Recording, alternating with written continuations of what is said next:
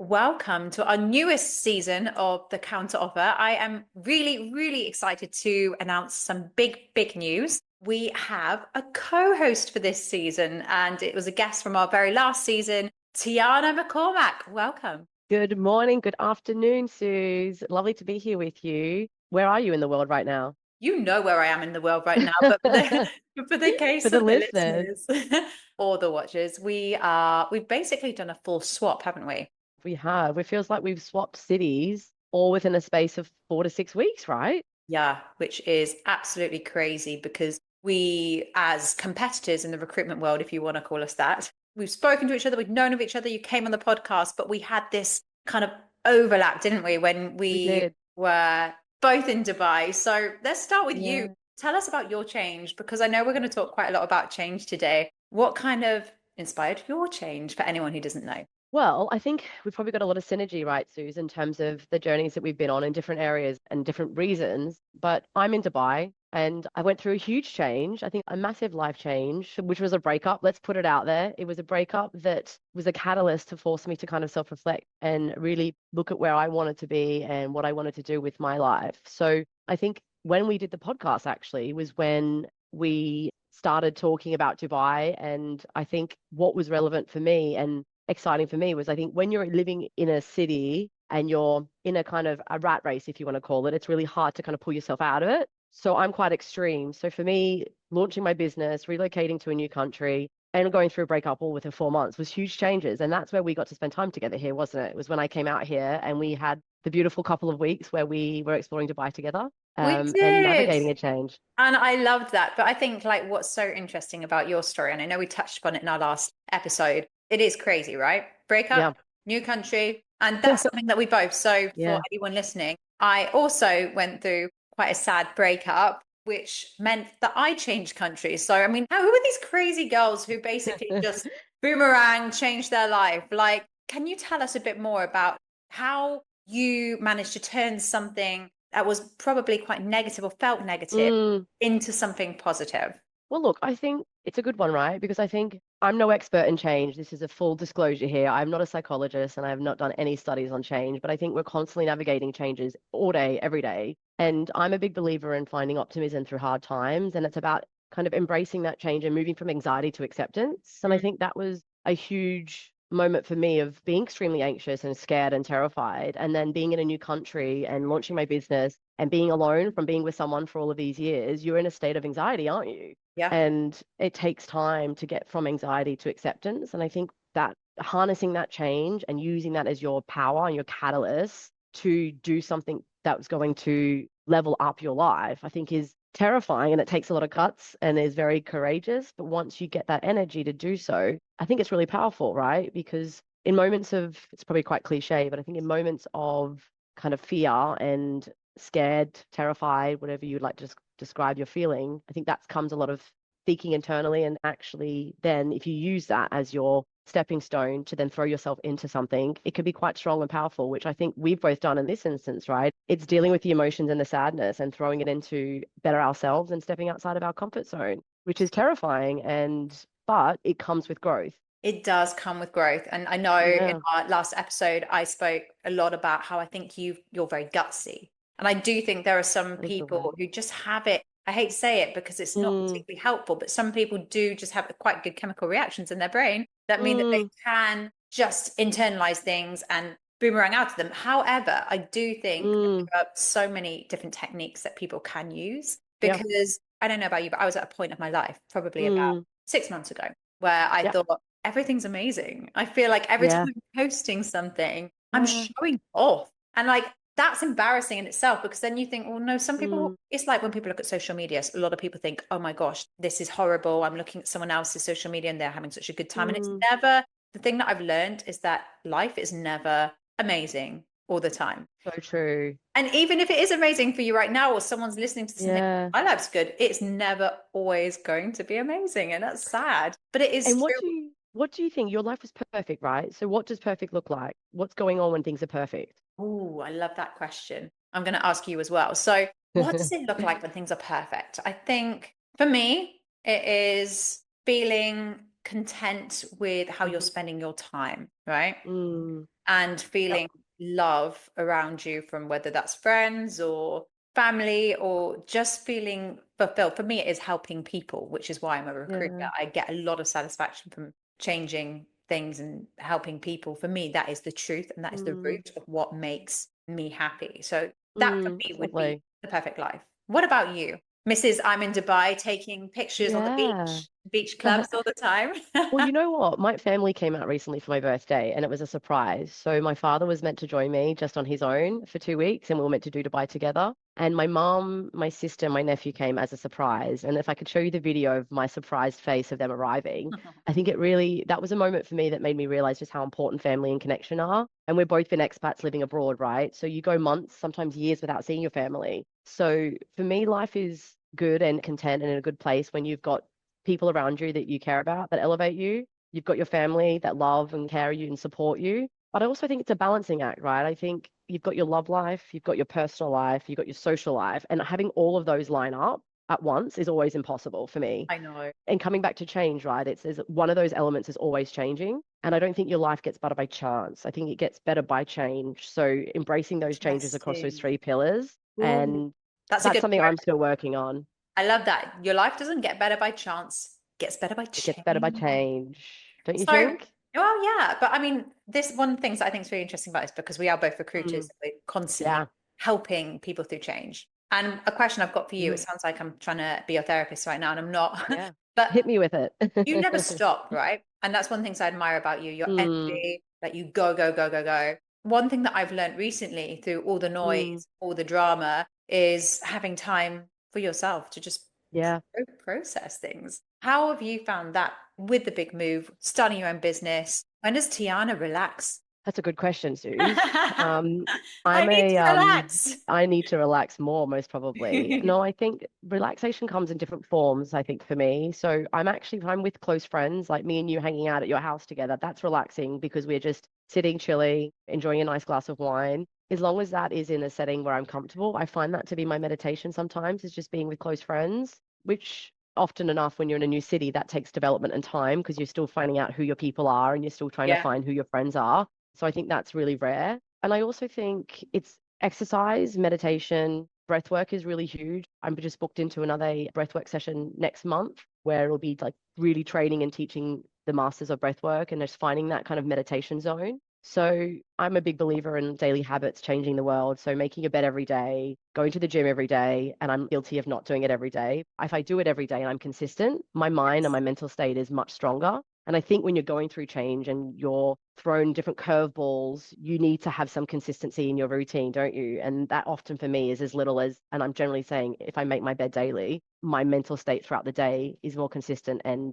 more liberated because I did that one thing when I started my day. Love that. And you know what? Sometimes it can be small things. So I've just Yeah. been reading Mel Robbins' new book, like the high five, like just Yeah. literally giving yourself a high five in What the do middle. you think of it? I love her. For a lot of people, it's very kind of self-helpy and all that kind of stuff. Mm, But one thing that I have learned, and I've learned this a lot for having kids, right? So in America, lots of people are like, oh, you're going to be famous one day, you're going to do all this. And I was watching something today about like how it's actually quite dangerous for kids mm, to have that idea of wanting external validation. And I'm guilty mm. of it. I love a good story on Instagram. Like, who's looking at my story? Who's interested? But it can be quite Yeah. dangerous. And I think, So like, true. one of the things that I'm learning, and one thing that kind of goes into what you just said Mm, about learning to be perfect or accept yourself, is very much yeah. kind of just doing those things for yourself, whether it's gym, because you're never going to respect yourself if you don't do things for yourself.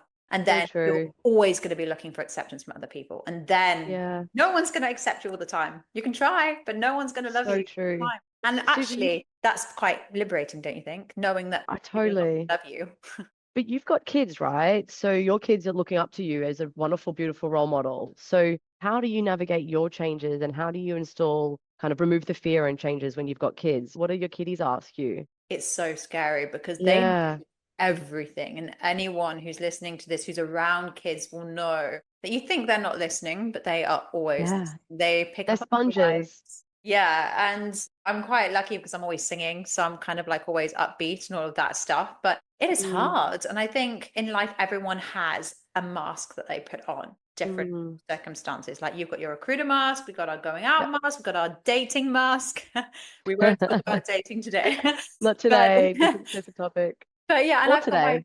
yeah, and I've got my mum mask. I kind of turn it's a Yeah. bit cringe. I kind of turn a bit into like, I don't know, like I think I'm Fraulein Maria or something with my kids. So it's kind of like it's very I'm quite good at hiding stress that comes with life, but not always. I've definitely snapped at people in front of them. Mm, I've definitely cried in front of them. And I always use the, oh, it's happy tears. And yeah.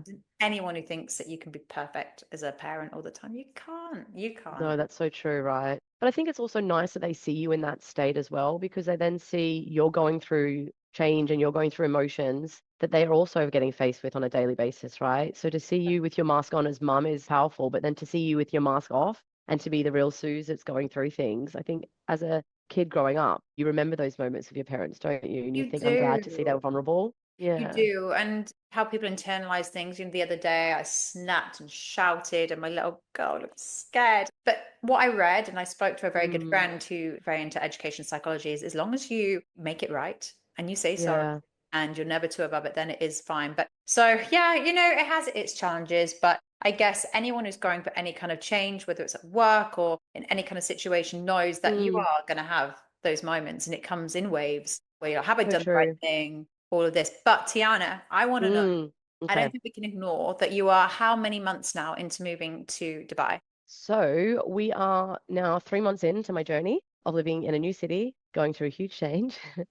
And look, it's been a roller coaster, hasn't it, right? Because I think, like we said, it's new house, new city, new people, new job, finding that motivation to work solo when I'm used to working with people. And I think what's been really interesting is just how powerful your network is, hasn't it? So actually leaning on your friends and putting yourself out of your comfort zone to go out and meet people and to go to networking events, to meet clients face to face when you get the opportunity to. That gives me energy, right? So I'm not going to say it's been really easy. There's been highs and lows, but I think that everything in life has highs and lows. And I don't think we would value the great moments if we didn't have the bad moments. So true. Um, But have you yeah, had any moments that you have thought, what the hell have I done? yes, daily.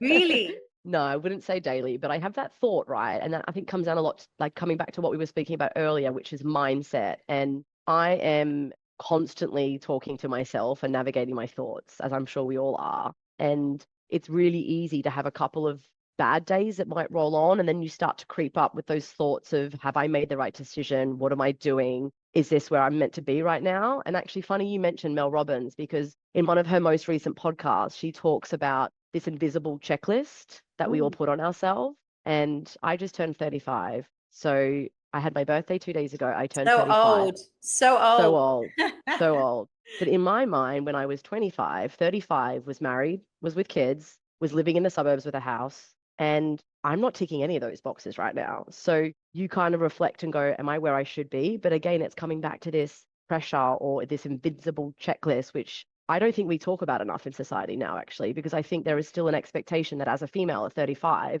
you should have kids and you should be married. And I don't necessarily think that's the world we live in anymore, but I think there's still an unspoken pressure, specifically on females, right? I can say that because I think women have a biological body clock. Sucks, really, Um, doesn't it? It sucks. I always yeah, think about that. How is that okay? yeah. Screw Do you feel biology. that pressure?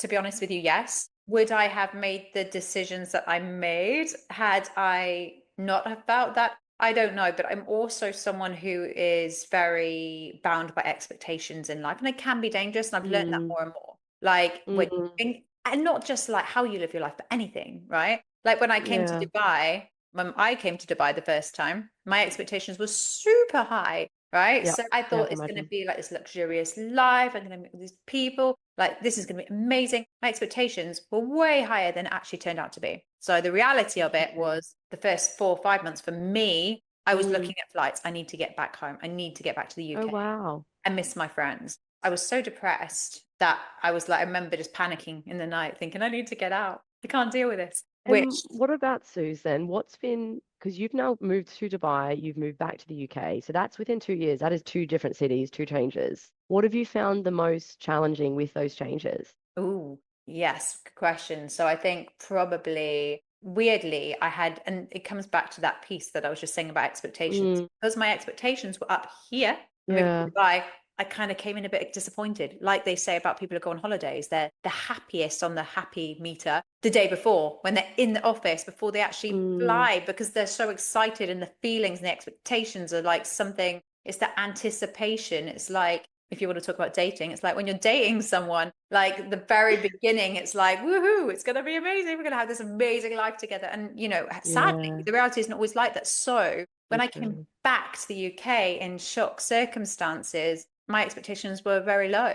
But I've been happier making this move than Mm, moving to Dubai, even though Dubai might have been a better life, but it all came down to my expectations. And I think that can be mm. true of so many things in life and change, like to manage your expectations. There's a lot of Well, I writing. think that's very empowering. And I think you're someone that I look at as someone who embraces change. The way that you had the ability and the agility to pack your life up and move and to put your kids first is so inspiring, actually. And something you probably don't give yourself enough credit for, because I think that is a huge change to go through, and your expectations are obviously now fulfilled, but it wasn't an easy process to get there, right? So I think that's also something that we don't talk about enough. It's we all go through change, but sometimes in silence, don't we? And I think we Ooh. don't need to be suffering in silence because every one of us is feeling the same way at some point. So there is no reason to keep suffering in silence and to not talk about things You're and to get that also off the quite chest. open, like about stuff. And I think we're both quite similar in that way. And I think it Yeah, served us really well. And I think, yeah. again,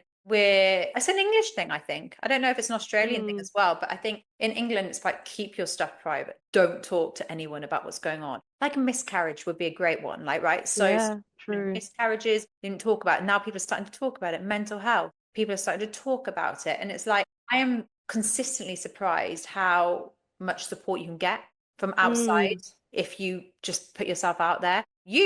I spoke to you so the true. first very conversation. You told me exactly what had happened with your situation relationship, Yeah, yeah. and it made us closer. And I think a lot of people suffer in silence. Yes, that's true. I get it's not easy for people to talk about things. And I think that's also our job as perhaps call us extroverts if we will be. I think we are. It's making people feel like psychologically safe in a space and creating a circle where people can feel like they can open up about topics and discuss things. Because I know it's more challenging for some people, and I respect that. And I mean, I was wondering how long it would take us to talk about recruitment, but here we go. We're going to mention recruitment. I think a part of our job is hugely coaching people through change, isn't it? So a lot of the candidates that you and I both place haven't moved roles in 12 to 15 years and they're terrified internally. And I think us asking the right questions and seeking to understand and making them feel comfortable through those discussions is a coaching method that, Yeah, is so relevant in what we do, but also has such a vital impact in playing when people actually take that leap and that change. But tell me this, Suze, because I think that's what she's coming out with. I hear I hear a lot of people complain about their current situation, okay? And I get it. It's tough at times, but something that I sometimes struggle with is what is stopping people from taking that leap and changing their current situation? When you've complained about it for so long and you're stuck in a rut, why can't you change it in your experience that you've seen or spoken to people? Or what's stopping people, do you think, from getting over that hump and changing their unhappy state? That's a great example. There are so many people that I speak to who are phenomenal recruiters or phenomenal at their job, Yeah. and they constantly stuck in this kind of, is it me? Blah, blah, blah. The manager's annoyed Mm, me again. It's so rubbish. I just can't get out. And it's often that insecurity in themselves, right? And interesting. there's so many people who stay in these big corporate organizations and they're stuck in this safety box and they cannot burst out of it because actually maybe it is better the devil I know. Maybe Yeah. it is better to just be stable. And unfortunately, I believe that the generation above us don't live how Mm, we live. They're very much you stick at what you know. It's true. too bad to change job every 6 months. I mean, it is bad to change job every 6 months, but That's sometimes true. it's necessary because your welfare. Do not ever underestimate how important your role and your job is, because if you underestimate it, it can affect your mental health, it can affect your life, the environment Mm, you're with, it can actually really affect your lifespan. I know that sounds yeah. dramatic, but it's true. And I think ultimately, if you're not speaking to a recruiter, speak to a coach or a recruitment Yeah. coach. I mean, I believe recruiters, a good recruiter is like a therapist anyway. So true. Yeah, I love Um, that, Suze. And I think you're right. I think change is necessary for growth, right? And I think you're right. It's easy to stay complacent. And I love having therapy. I love having coaches. And I think anyone that can invest where you can be in a position to invest in yourself and grow, it only betters your current situation. But yeah, I think it's an interesting topic because I actually posted about this recently on LinkedIn. We're often having conversations with clients about candidates that are jumpy or that move around, right? And there's a real stigma, especially in the UK, with if someone has moved jobs 2 to 3 times within 4 years, it's often a red flag. And I believe there's a narrative behind a story. Yes, sometimes it doesn't add up, but I think a lot of people in today's society, statistically speaking, more people move jobs more than what they did back 10, 15 years ago. So the likeliness of Gen Z actually moving jobs more is statistically higher. So we're going to yeah. see more movement. And I find that it's a constant battle to demonstrate why people have moved. But what's missing, I think, is the resilience, the ability to start again and move jobs twice in 4 years because of whatever reason. It takes a lot of guts, it takes courage, and Mhm. that reinventing yourself, I sometimes think, is what people should be looking to hire for. If you have the right attitude and you can reinvent yourself, in this day and age, I think can often hold a lot of weight with being resilient in the workforce. But what's your approach on that? When do you see too many changes being too much? Do you have a rule? Well, I think what you just said there, like about reinventing yourself, and I use the word just like that, adaptability. I think Mm, when I'm looking at someone who has moved roles quite a lot, like I'm looking for how adaptable they are. Because yeah.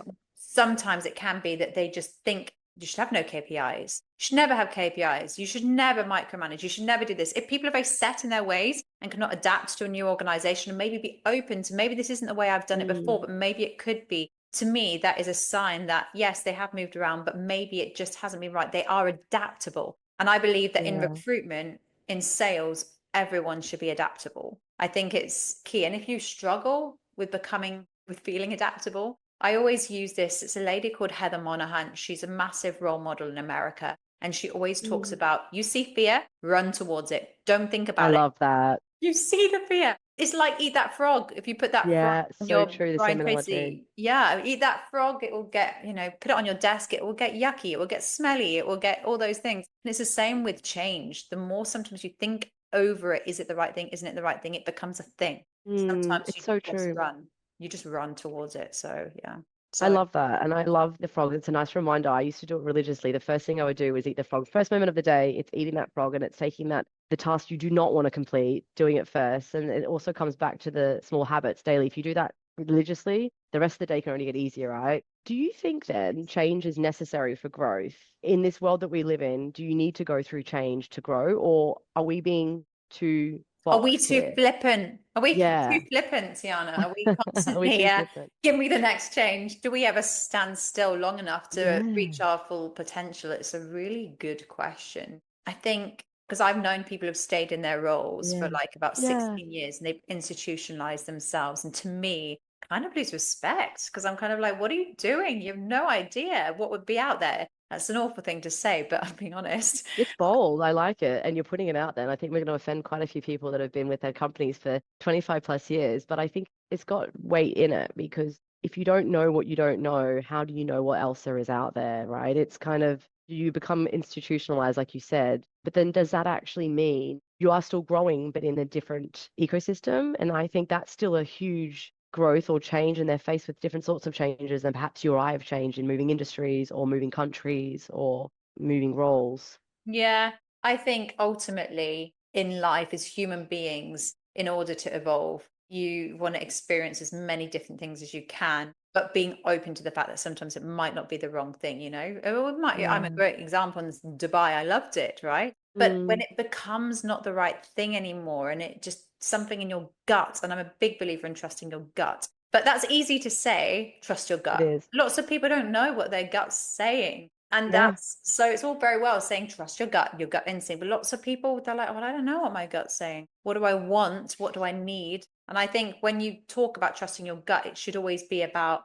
what is right for you opposed to what you want. Because in my gut, I want to go and open the freezer and have 3 ice creams right now. But is it what I need? It's so So it's kind true. of coming back to that. What do you think? Have you always had a gut instinct with all your changes? Do you know, I think my gut instinct's always been there, but I think sometimes you bury it and you don't listen to it. So I think I had an intuition or a radar going off for a few years that I never listened to. And if I Really? once I was out of my situation, I was able to look back. And I think it's easier in hindsight, isn't it? But yeah, I think we're quick to kind of bury that feeling inside when it's the voice is too loud or where it's terrifying. Because I think we all fear change and we fear the unknown. So if that voice in our head is scary or it's a risk or it's jumping well outside of your comfort zone or it's making a decision you don't necessarily want to do, it's really easy to turn it off.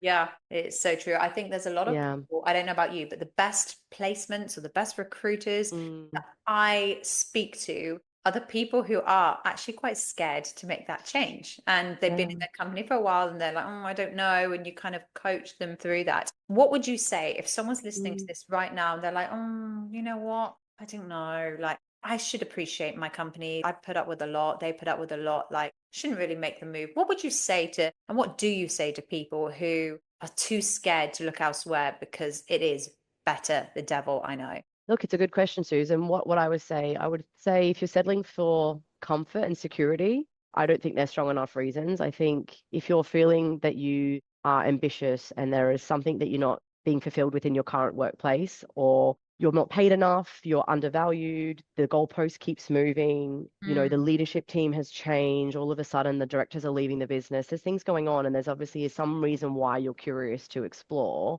I would always well, first, I would say have conversations internally and try and solve any issues you have, because I think that's most important. But if things can't be solved, which sometimes they can't, because you need to go on a new journey and you need to embrace a new change, and perhaps the world is calling you to come this way and not stay in your lane, yeah. you have to kind of battle that voice inside, which is that fear factor of saying, I'm secure, safe, and actually step outside, be brave, be bold, and network. Speak to us, speak to recruiters, speak Yeah. to other businesses. And you find in that process, I'm sure you do this as well a lot with your candidates, Suze, that sometimes the search process, you'll come to 2 or 3 rounds in and they realize, look, I'm actually really happy where I am. Yeah. And that's absolutely fine. But I think I have a lot more respect for people and I value a lot of the people that actually put themselves out there to have those conversations versus those that stay still and say, I'm miserable and I'm happy, but I'm too scared to move from where I am. Because That's you're not challenging yourself and you're not pressing yourself out of your box. You're staying still. such a good point. Like, why the hell wouldn't you? Why wouldn't you Yeah, speak to people? And I know that you in your situation, because you'd only been in recruitment for what, how many years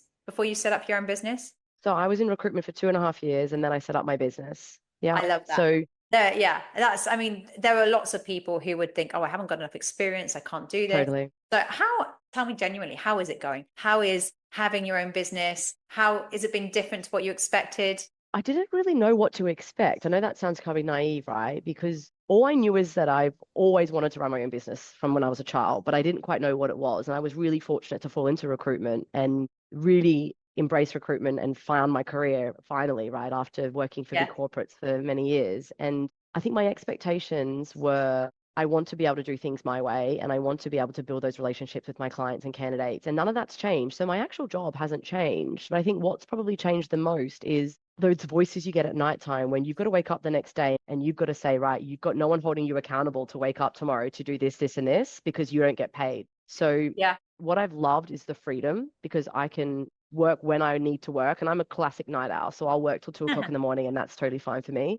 You and your So I've loved, nights, your weird I'm the night. nights I but I love. can do those things now because I'm my own boss, right? And Yeah. what I have to constantly check myself with is my discipline and holding myself accountable, which it's a really big shock to the system when you're used to having either a colleague or a boss that you have to turn up and meet every Yes. day in the office to having no one. And it can be quite lonely. I think that's another It thing. can be It's lonely. lonely as a solopreneur. I'm probably way more needy to so many more friends because, Yeah. including yourself, when I'm on my own. And I think a lot of people look at us, right? And they think, wow, they're living the dream. They can work when they want, they can earn when you want. But the thing is, you never really know. You No. COVID hits. What do you do then? Or there's another pandemic or a lockdown, whatever that happens, you haven't got that security. And some people, they need that security. And Yeah. it does scare me, but I don't know about you, but when I used to work for a boss, so I worked for the same company for 13 years, I lived in constant anxiety that I was going to get fired. And that's a really weird thing, but like, Wow. I don't know why. I guess it's my wanting to What? be good. And how has that changed now, Sue, since you're working for yourself? Do you still get that feeling or that I'm fear of just scared of anxiety? Luke. Just scared of Luke. For anyone listening, Luke is our It's friend who terrifying. is also a coach and mentor. And yeah, I think I am accountable to myself, and that makes me chill a bit. But also, there's still that element of like guilt if I'm not working. There's Mm, still that element of like, yes, I might have had a good couple of months, but what will happen in the next quarter if I don't put in the work now? So, so true. but to me, I'm much better holding myself accountable than being accountable to someone else. And I think what you're really good at is you're good at using your network and leaning on people. So you're constantly keeping in touch, you're constantly reaching out, you're always there, right? You're always available because I guess for you, you're also working alone, you're in your own Yeah. head, you're in your own house. So using Forget. your network is something you do exceptionally well. Yeah. I mean, Tiarna jokes because I go on about ChatGPT all the time, but people are always talking about the law of attraction, right? Just as a human being, the law of attraction, attracting what you want from the world. And I Mm, become a bit obsessed with it in the sense of like, you forget what is my why? Why am I here? What am I trying to do? And the amount of times I go through a day and I'm on my phone or not with the kids or not like focusing on what's important, not acting like the queen. I know I sound proper American now, but like we should all be acting like yes, we are the queen. queen of our world, not the best friend supporting and looking after everyone else. Yeah, I remind myself, and it sounds so cheesy, but I have these little mantras on my alarm in the morning that is, what do I want to put out there to the world today? What do I not want? The negative thoughts, how can I avoid getting those negative situations and leaning on them? And it's hard, but you have yeah, to I love that. remind yourself, daily You reminder. do. And I love that you use your daily mantras and reminders because it's something, again, it's a simple act of daily act of reminding yourself. And that little message in that morning could really make or break your day, isn't it? And it helps. I think what's challenging when you're an entrepreneur and you're working for yourself, it's again going back to what you said about what does good look like Yes. and like what is the expectation, what is the baseline? And we're often comparing ourselves to everybody else. I'm guilty for it. I'm asking my other recruitment friends, what did you bill last month? How many placements have you made? And sometimes it's like we're running different businesses and you're really quick to compare our numbers against each other. It's And bad. it can be really Yeah. demotivating at times, right? Because you might be having a really great quarter or a great month, and then everything falls off the cliff as it does in recruitment. And you know your friend or you're sitting on six more deals than what I'm on, and then your insecurity starts to play in. So Yeah. And I you've got to find be that mindful of your you do it the circle. right amount, to be fair. You do it the right amount. Like I've got some recruiter friends who like constantly just doing another deal, things are going so crazy, I'm smashing it. And I'm like, what? Why aren't I smashing Yeah. it? You do it the right amount. And I actually genuinely feel happy for you when you tell me that you've done a deal or something like that. But there are some people who I'm just like, right, shut up now. I don't want to hear about it. But that's on me. It's Yeah, on that's so me. sweet. That's But not you're on so them. that's it's not on them. You're right. But I think who you surround yourself by when you're working as an entrepreneur or as a solo individual is really important, whether that be your work colleagues, your friends, or your network, because it's very quick. I think we become very quick to be accustomed with who we're around. So I know something for me since moving out here. I mean, Dubai is a hub of networking, and there's all sorts of wonderful people that are, some are not my type and some are my type, right? Mhm. And that's just the reality. You've got different levels in Dubai, as you know. And I have tried, and I'm still trying to make a conscious effort to only surround myself with people that are like-minded, that will actually be on the same wavelength as me. I'm not interested in going out partying every single night. Whilst I do enjoy a drink every so often, I don't want to be caught in that social circle because that quite quickly distracts you from like your core purpose and your core goal. Yes. So, how did you find that, Susan, navigating friends and navigating who you were actually being with at any period of your time? It's interesting, isn't it? Because environment is such a key thing. And I Mm, think we often feel the need to be accepted by people. I remember working in mm, one company where everyone would go out for lunch and they wouldn't invite me. I'd be like, why aren't they inviting oh, me? And then I sat down and thought about it and thought, if they did invite me, would I want to go anyway? Maybe not. They're not my type of interesting. people. And a big thing for me was everyone has times in life where they're lonely, right? And when Yeah, I have absolutely. been lonely, I have sought out people, boyfriends, relationships, colleagues with people Yeah. who probably aren't right for me, but because it's kind of filling a gap, we look over that. And sometimes then we feel rejected if maybe they aren't inviting us out for lunch or they're not like including us in a social thing. So, what I've learned from that is that find your people. Don't be offended if you're working in a place and you don't quite fit in with those types of people. Maybe it is time to leave, but maybe it's okay. Maybe there'll only ever be colleagues and you'll get on to a certain extent. Don't push things because people need to make you feel good about yourself. And ultimately, it's so important for your self-worth to only be around people who make you feel good about yourself, right? In any situation, you will find people, right? And Yes. I think when you're the most lonely, most insecure, feeling maybe not quite, maybe you're a new person in a job, maybe you're dating, Mm, anything, any situation, if you're feeling lonely, insecure, you might sometimes cling to the wrong people. And those people so might not true. make you feel good about yourself, but you might put up with it anyway. And in the end, your own self-worth will suffer. So really kind of having boundaries as to, are these people good for me? Are they making me the best version of myself? I would say is 100% key. Choose your people Yeah. carefully, no matter how lonely you are. I love that. Choose your people carefully. But isn't that interesting how the brain works? Because as you just said, you necessarily didn't even want to go to lunch with these people, but because they didn't invite you, you feel rejected. So And true. so because you feel rejected, even though they're not your people, I've had it recently where I wasn't invited to something. And I mean, they are not my people. So why do I care? But I do care because Yeah. I've been rejected and I've been pushed out of a circle, which doesn't make me feel You nice. know So why it's that such a is, right? strange You know why that is? You'd be psychopath if you why. were upset. Yeah, Because our amygdala in our brain from the caveman times is like, we are fearing not being part of the tribe, because if we leave that cave and we're not part of that tribe, we're not thinking about, oh, where's the next mango tree? We're thinking about who's going to eat me. So I stay with my tribe. And there's loads of scientific research. So yeah, so if true. we weren't invited to a party that we knew everyone was going to, I think we probably would be psychopaths if that didn't bother us for a second. So that's good. We can conclude from this that neither of us are psychopaths. We probably have our own ways of dealing and coping with things, but we're not psychopaths. Look at It's true. I that. have a closing question for both of us, two things. So knowing that we were going to talk about change today, one of our listeners said something that they want us to kind of focus on. So the question is, I am working in a job. I think it's okay, but I'm not always happy on a day-to-day basis. What top two signs can I look for that it might be time for me to change jobs? So should we have two each? Give me your two. Okay, I'll start. Okay, the first change, we've all felt it. It's when you wake up in the morning, you don't want to get out of bed. You Yes. just wake up and you're lying in your bed with your sheet over your head, and you're almost having to force yourself to get out of bed because you're just so unhappy with facing the day. You're happy with just getting out of bed is hard, right? And I know that sounds quite dramatic, but I think you almost become paralyzed in your situation because you're just so low of energy because what your workplace is actually doing, it's draining you, it's not fulfilling you. Yes. Yes. And you might ignore the signs, but the signs are there and you can feel it in your own body and your own worth when you wake up. So I think if you're feeling like that, that's a huge sign that something is not right and you need to make a change. And then I think, secondly, I think we've got so many options in the world today, and I don't think anyone needs to be unhappy and be miserable or stay complacent. I think you've got to build the courage to step outside your comfort zone, which we've spoken a lot about today, but